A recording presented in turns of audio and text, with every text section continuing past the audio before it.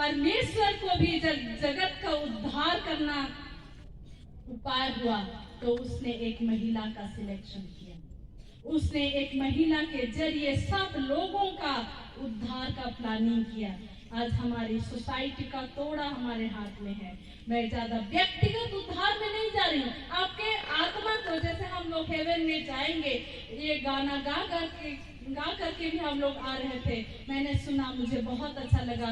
पर उस व्यक्तिगत स्वर्ग में जाने की बात मैं क्यों नहीं कर रही हूँ? क्योंकि आज की डिमांड है हमारी जागरूकता। क्योंकि आज हम जैसे रहेंगे वैसे ही स्वर्ग में हम जाएंगे। अगर हमारी परिस्थिति अच्छी नहीं होगी, आपके पास नौकरी आज की डेट में नहीं होगी, आप खाने के लिए तरस रहे हैं, परिवार को क्या खिलाएंगे की टेंशन में हैं, तो आप आत्मा को कैसे स्वर्ग में ले जाएंगे? इसकी टेंशन हम सबको होती है। जब हमारे पेट में चूहे दौड़ते हैं तो हमें खाने की जरूरत होती है, आत्मा की चिंता नहीं आती। इसलिए मेरे प्रियो, आज जो कुछ भी हमें हो सकता है, हमारे पास एक एक तोड़ा है, उस एक तोड़े को पहचाने, अपने परिवार के लिए, अपने व्यक्तिगत जीवन के लिए और अपने समुदाय के लिए। हमारे पास हमारे ब्लॉक लीडर्स हैं, STAC नेत्री हैं, उनको हम लोग देख रहे हैं, उनसे भी और हम लोग इन बातों के विषय में सुनेंगे। लेकिन परमेश्वर की ये बुलाहट है, परमेश्वर की ये आवाज है, वो हमें इनडायरेक्टली बातें कर रहा है इन नेत्रियों को खड़ा कर, कि हमें एक दूसरे का हाथ पकड़ना है और साथ में आगे बढ़ना है। और इसलिए आज बहुत सारी बातें मैं आप लोगों से ना करते हुए, इन्हें थोड़े से वचनों से, बहुत समय हो गया होगा, आप लोग बोर भी हो चुके होंगे, लेकिन मैं इस बात को आपके बीच में रखना चाहती हूँ कि हमें स्वयं में चैलेंज लेने की आवश्यकता है कि मुझे ईमानदार बनना है। जब हम आत्मा में ईमानदार रहेंगे और अच्छा नेता बनेंगे, अच्छा पंचायत में सरपंच बनेंगे और एक क्या बोलेंगे, कॉन्स्टिट्यूएंसी MLA भी बनेंगे, तो तब भी हमारी आत्मा को, हमारी जमीन को कोई खरीद नहीं सकता है। हमें लोग मार सकते हैं पर हमारी ईमानदारी को नहीं खरीद सकते। लेकिन जब हम ईमानदारी से काम करेंगे अपने समुदाय के लिए, तो सभी लोग आपकी सहायता करेंगे। लेकिन एक लीडर जब कम्युनिटी लीडर होता है तो सिर्फ वो आदिवासी का लीडर नहीं होता है, वहाँ के सभी लोगों का वो नेता होता है और सभी लोगों को साथ में लेना है। और जब मैं फोकस कर रही हूँ केवल STAC आदिवासी, इसमें हम लोग केवल मुंडा उड़ान नहीं आते हैं, और भी महतो कुर्मी और कितने कितने तेली लोग, क्या लोग, इस एरिया में जितने भी लोग पाए जाते हैं, वो सब को हमें एकजुट होना है, एक मन होना है, ताकि हम अपने क्षेत्रों को बचा सकें। हमारे पास में एक बहन यहाँ बैठी है जो कि ब्लॉक की अभी चेयरमैन होती है। उसके एरिया में जब मैं गई थी, मैंने रोड में देखा, जब मैं बिरमित्रापुर में सेवा कर रही थी, रोड में लिखा हुआ है एक जगह बरहा बांस, बढ़िया से लिखा हुआ है। उसके आगे जब मैं गई तो वहाँ शासन टोली, शासन यानी कि रूलिंग है ना, वो शासन टोली है। आप में से बहुत लोग उधर के होंगे, गए होंगे तो जानेंगे। वो शासन टोली था जो कि एक मुंडा का नाम था, शासन, यानी कि शासन टोली बोलने से मैं मुंडा हूँ, मैं इजीली समझ जाती हूँ कि वहाँ मुंडा लोग थे, इसलिए शासन टोली नाम हुआ। वैसे ही करडेगा में गई तो वहाँ पर कोरडेगा ऐसा लिखा हुआ। करडेगा हम लोग सुनते हैं बचपन से, जब लिखा हुआ मैंने देखा तो मेरे माइंड को स्ट्राइक किया कि क्या हो रहा है, लिस्टिंग कैसी हो रही है। पूर्णा पानी को मैं जब सुनती थी मुझे कुछ नहीं लगता था, लेकिन जब मैंने होश संभाला तो मुझे लगा कि सचमुच में ये एक सादरी नाम है जो हमारी लोकल भाषा है। पूर्णा पानी यानी कि ओल्ड वाटर, पुराना वाला पानी, समझ में आता है। और ये सादरी का स्लैंग, सादरी का टंग ट्विस्टर दूसरे क्यों ना यूज करें, जबकि ऐसी परिस्थिति जब इंडिया में आज है, जहाँ पर बॉम्बे को मुंबई बना दिया गया, कलकत्ता कैलकाटा है ना, कैलकाटा बोलते थे नहीं कि उस टाइम पे अंग्रेज लोग नाम दिया है, हम अपना नाम चाहते हैं। बंगाली लोग क्या किया, कोलकाता है ना, कोलकाता उन्होंने बनाया। और मद्रास था, उसको वहाँ के द्रविडियंस ने अपने नाम अपने अर्थ के अनुसार चेन्नई रखा। ऐसे बदले जा रहे हैं। प्रयागराज भी आपने सुना है, मध्य युगीय नामों को कैसे लाया जा रहा है। तो हमारी भाषा का हमारा नाम क्यों बदला जाए, है ना। उसी प्रकार से बांस जोर हम जानते हैं, उधर में 12 बांस अच्छा से लिख दिया गया, लेकिन यहाँ उड़िया से लिख दिया गया बाउंसो जोरो। देखा है आपने, कल को लोग बोलेंगे बाउंसो जोरो, वो बांस जोर कहने से सादरी नाम है, आप समझ सकते हैं, ठीक है। इसको हमें हल्के में नहीं लेना है, ये हिस्ट्री बनता है, ये इतिहास बनता है जो हमारी पहचान को दिखाता है, हमारे पूर्वजों की प्रेजेंस को दिखाता है। वहाँ पर उसकी भाषा से पहचानी जाती है, जहाँ पर दूसरे अंजुमन कॉलोनी बोल के हम सुनेंगे तो समझ जाते हैं कि यहाँ मुस्लिम्स हैं। उसी प्रकार से नाम के हिसाब से जगह भी बदली जा रही है। इसलिए मैं एक हमारे पॉलिटिकल लीडर से भी बात की, उन्होंने मुझसे कहा ये आसान नहीं होता है, सांसद में इसे आवाज उठाना पड़ता है, पार्लियामेंट में इसे आवाज उठाना पड़ता है, तब जाके ये नाम चेंजेस होते हैं। लेकिन हम भी कर सकते हैं, थोड़ा बहुत अपना हिस्सा हमें भी देना है। बिरसा छको आपने देखा है आज लिखा हुआ, लेकिन वहां पर पहले लिखा होता था, क्या लिखा होता था, क्या लिखा होता था। राउरकेला कितने लोग गए हैं? चलिए राउरकेला कितने लोग गए हैं, हाथ उठाइए।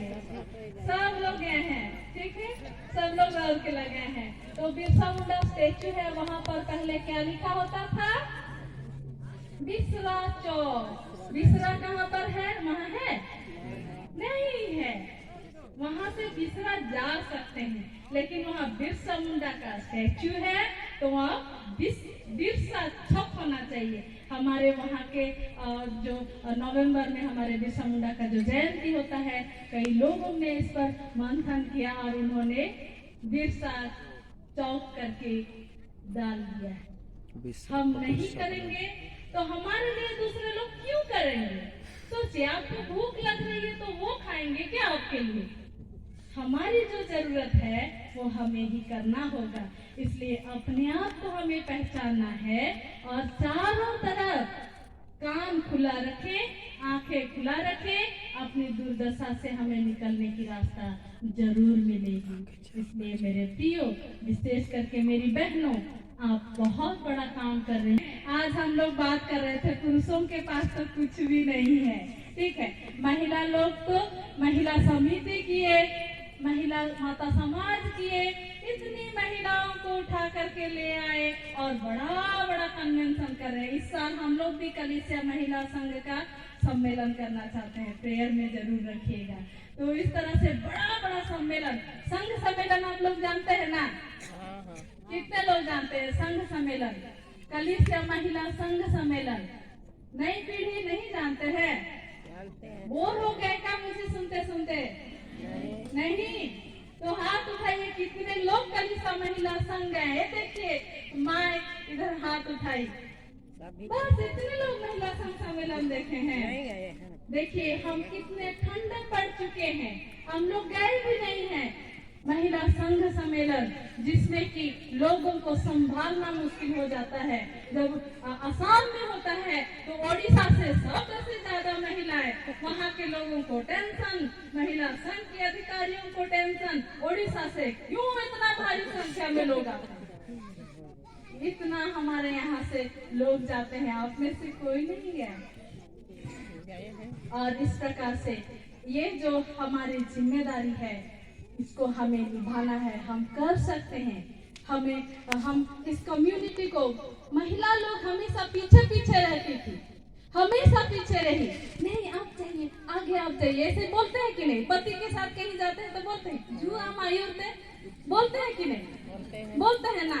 तो हमेशा हम पीछे रहेंगे और हमको कंफर्ट जोन में अच्छा लगने वाला है, कोई तकलीफ नहीं, हम अच्छे से रहेंगे। बोझा उठाना है आप उठाइए, भाई उठाओ, पति उठाओ, पापा उठाओ, हम नहीं, हम हमेशा कंफर्ट जोन में रहते हैं। लेकिन नहीं, आज हम हमें अपने आप को पहचानना है। हम पहचान चुके हैं, हम कर रहे हैं। एजुकेशन के मामले में भी देखेंगे तो आज एजुकेशन में कौन आगे है?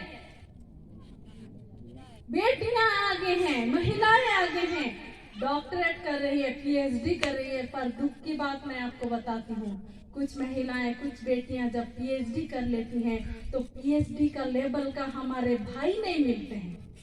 क्यों उतना पीएचडी नहीं कर पा रहे हैं भाई लोग? कहाँ चले जा रहे हैं? मुझे अंडमान में जब मैंने दौरा किया तो हमारे महिला समिति की बैठक हुई थी। उस टाइम में एक भाई ने मुझसे पूछा कि महिला लोग तो गीचा में आते हैं, पुरुष क्यों नहीं आते हैं?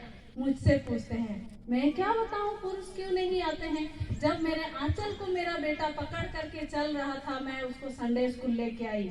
जब तक वो बड़ा नहीं हुआ, संडे स्कूल में था, तब तक वो संडे स्कूल आया। उसके बाद जब वो बच्चा पुरुष के रूप में कन्वर्ट होता है, यूथ तक भी कुछ हद तक ठीक है आते हैं, लेकिन जब वो एक सर्टन एज में आता है तो वो गायब हो जाता है। कहाँ से?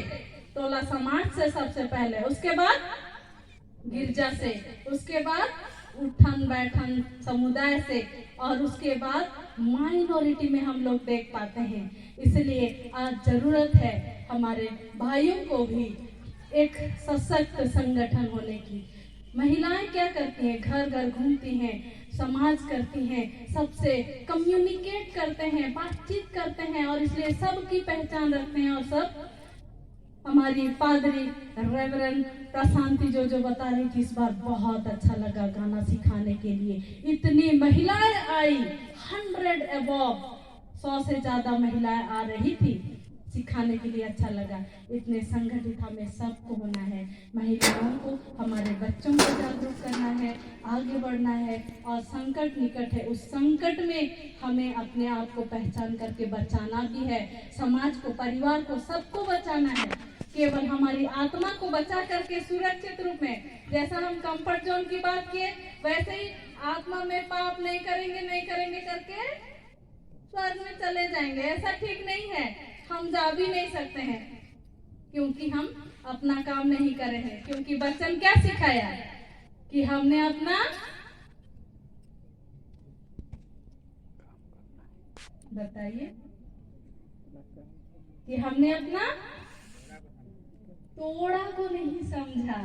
कौन सा तोड़ा आपको दिया गया है? कौन सा जिम्मेदारी आपको दी गई है?